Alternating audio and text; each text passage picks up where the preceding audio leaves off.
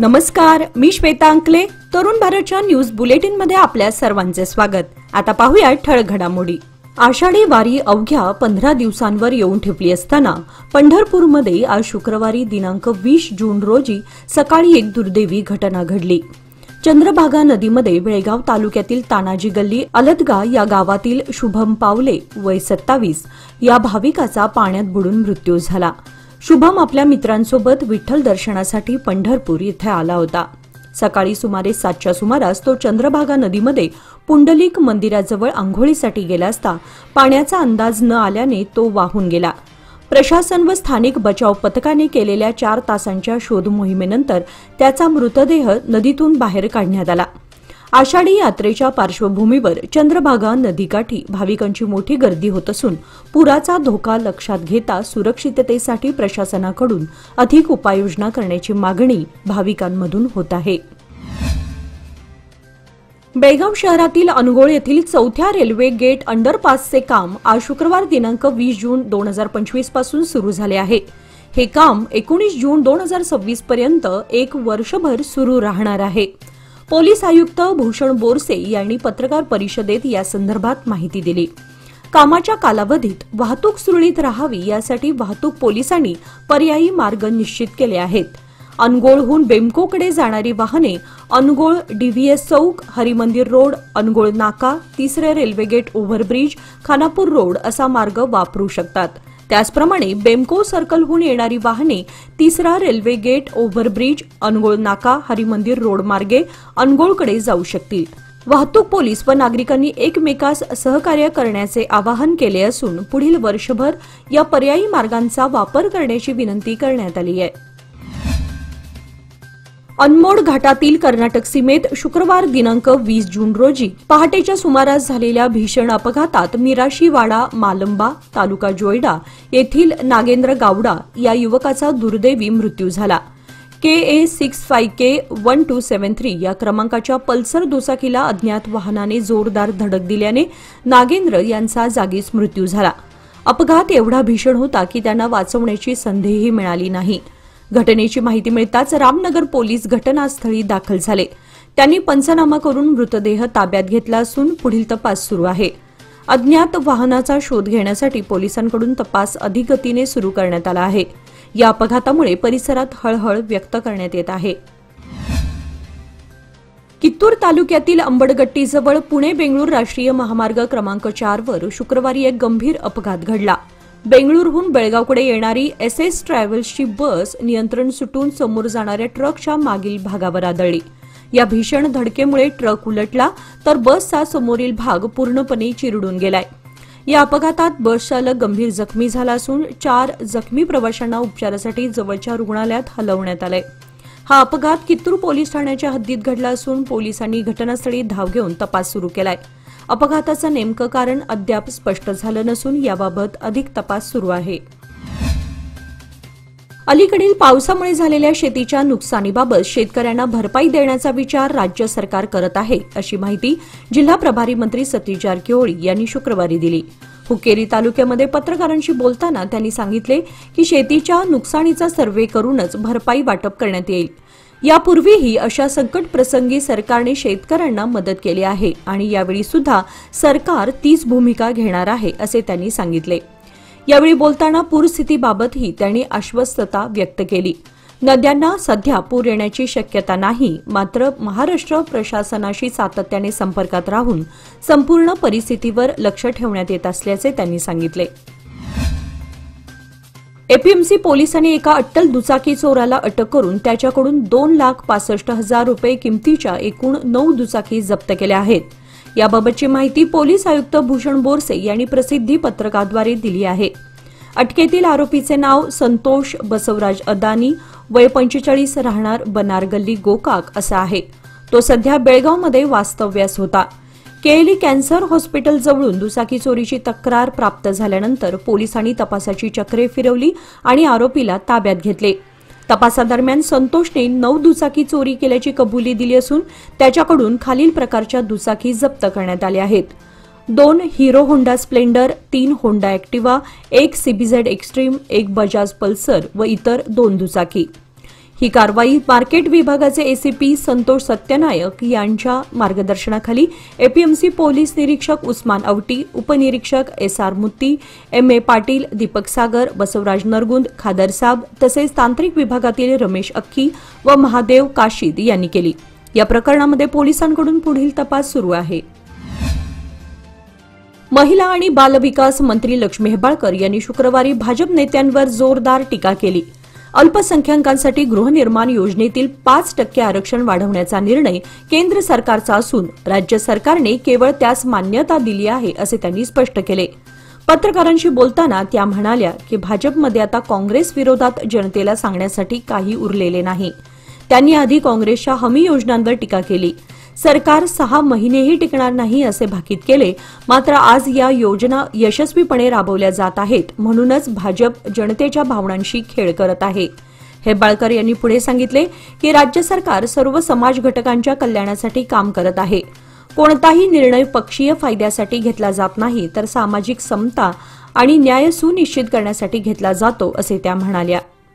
आयुर्वेद क्षेत्रातील कौशल्यपूर्ण चिकित्सेसाठी नामांकित असलेले अत्रिवरद मल्टी स्पेशालिटी आयुर्वेद सेंटर तर्फे जागतिक योग दिनाच्या हार्दिक शुभेच्छा।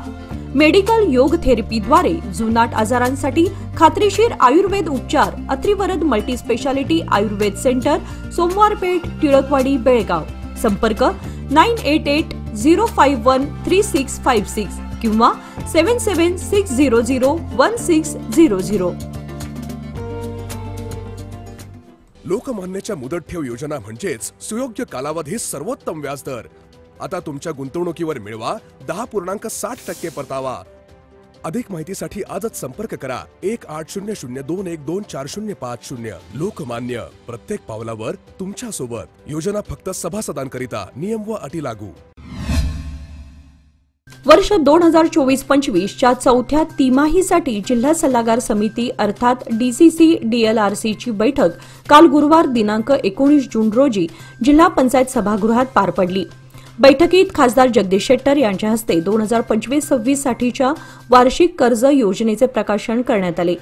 Lead bank manager Prashant Ghodke यांच्या स्वागताने बैठकीची सुरुवात झाली। खासदार शेट्टर यांनी बँकांना नवीन शाखा उघडण्याचे अर्ज आणि शासन प्रायोजित योजनांचे प्रलंबित अर्ज तत्काळ मंजूर करण्याचे निर्देश दिले। मुख्य कार्यकारी अधिकारी राहुल शिंदे यांनी साखर तोडणी यंत्रासाठी मंजूर कर्जांचे कौतुक केले। कृषी संचालक HD कोळेकर यांनी बेळगाव जिल्ह्याच्या कृषी पायाभूत सुविधा निधीमध्ये चौथ्या तर FMFME प्रकल्पात पहिल्या क्रमांकाच्या यशाचा उल्लेख केला। आरबीआयचे प्रभाकरण आणि नाबार्डचे अभिनव यादव यांनी नवीन मार्गदर्शक तत्वे व प्रकल्पांची माहिती दिली। पावसाळा तोंडावर आल्यानं शहरातील धोकादायक झाडे हटवण्याची मागणी जोर धरू लागली आहे। गुरुवारी सकाळपासून महापौर मंगेश पवार यांनी भाग्यनगर, वडगाव, इंदिरा कॉलनी, सदाशिव नगर आदी भागामध्ये धोकादायक झाडांची पाहणी केली। त्यांनी मनपा कर्मचाऱ्यांना झाडे तातडीने हटवण्याच्या सूचना दिल्या।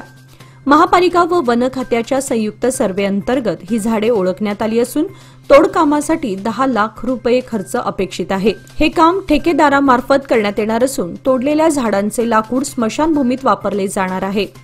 दरवर्षी पावसाळ्यात झाडे पडून वीज खांब, वाहने आणि नागरिकांचे नुकसान होते। यापूर्वी झालेल्या सर्वेक्षणात नगरसेवकांना माहिती न दिल्याचा मुद्दा महापालिकेच्या बैठकीत उपस्थित झाला होता। त्यामुळे फेर सर्वेक्षणाचे आश्वासन देण्यात आले होते। बेळगाव महापालिका व रहदारी पोलिसांनी मुख्य बाजारपेठातील अतिक्रमण हटाव मोहिमेला गुरुवारपासून नव्याने गती दिली आहे। समादेवी गल्ली, खडे बाजार, शनिवार खूट, भेंडी बाजार आणि पांगुळ गल्ली येथे अतिक्रमण विरोधात कारवाई करण्यात आली। यामुळे परिसरात खळबळ उडाली असून किरकोळ विक्रेत्यांमध्ये गोंधळाचं वातावरण निर्माण झालं। समादेवी गल्लीमध्ये याआधी ठोस कारवाई न झाल्यानं मोठ्या प्रमाणावर अतिक्रमण आढळलंय। अतिक्रमण पथकाने साहित्य जप्त करताच व्यापाऱ्यांनी धावपळ सुरू केली। अनेकांनी रस्त्यावर विक्रीसाठी ठराविक जागा निश्चित करण्याची मागणी अधिकाऱ्यांकडे केली। प्रशासनाने स्पष्ट केले की वाहतूक सुरळीत ठेवण्यासाठी ही मोहीम यापुढेही सुरू राहणार आहे। धामणे रोडवरील निझामिया नगर दुसऱ्या क्रॉस परिसरामध्ये गटारींचा अभाव असल्यामुळे गल्लीमध्ये पाणी साचलं आहे। त्यामुळे नागरिकांना घराबाहेर पडणंही कठीण झालंय। अनेक वेळा तक्रार करूनही महापालिकेकडून कोणतीही कारवाई झालेली नाही। गेल्या 10-12 वर्षांपासून नागरिक येथे राहत असूनही गटारी, रस्ते आणि पाणी पुरवठा यासारख्या मूलभूत सुविधा अद्याप उपलब्ध झालेल्या नाहीत। 8 महिन्यांपूर्वी खोदलेली कूपनलिका न वापरण्यायोग्य असल्यानं पाणी टंचाईची समस्या गंभीर बनली आहे। साचलेल्या पाण्यामुळे डासांची उत्पत्ती वाढली असून रोगराईचा धोकाही निर्माण झालाय। नागरिकांनी प्रशासनाकडे तातडीने उपाययोजना करण्याची मागणी केली आहे। उद्यमबाग परिसरातील पार्वतीनगर येथील रस्त्यांची अवस्था अत्यंत खराब झाली असून खड्ड्यांनी भरलेल्या रस्त्यांमुळे नागरिक त्रस्त झाले आहेत। रस्ता खड्ड्यात की खड्ड्यात रस्ता असा सवाल संतप्त नागरिक विचारू लागलेत। स्मार्ट सिटी योजनेअंतर्गत मोठ्या प्रमाणावर कामे सुरू असताना पार्वतीनगरमधील दुर्लक्षित रस्त्यांची स्थिती प्रशासनाच्या हलगर्जीपणाचं उदाहरण असल्याचं स्थानिकांचं म्हणणं आहे। पावसामुळे रस्ते चिखलमय झाले असून वाहन चालक आणि पादचाऱ्यांना मोठा त्रास सहन करावा लागतोय। महापालिकेकडे वारंवार तक्रारी करूनही कोणतीही ठोस कारवाई न झाल्यामुळे नागरिकांमध्ये नाराजी आहे। रस्ता डागडुजीची मागणी गेल्या अनेक वर्षांपासून प्रलंबित असून केवळ आश्वासनं दिली जात आहेत। लवकरात लवकर रस्त्याचे काम हाती न घेतल्यास आंदोलन छेडण्याचा इशारा नागरिकांनी दिलाय।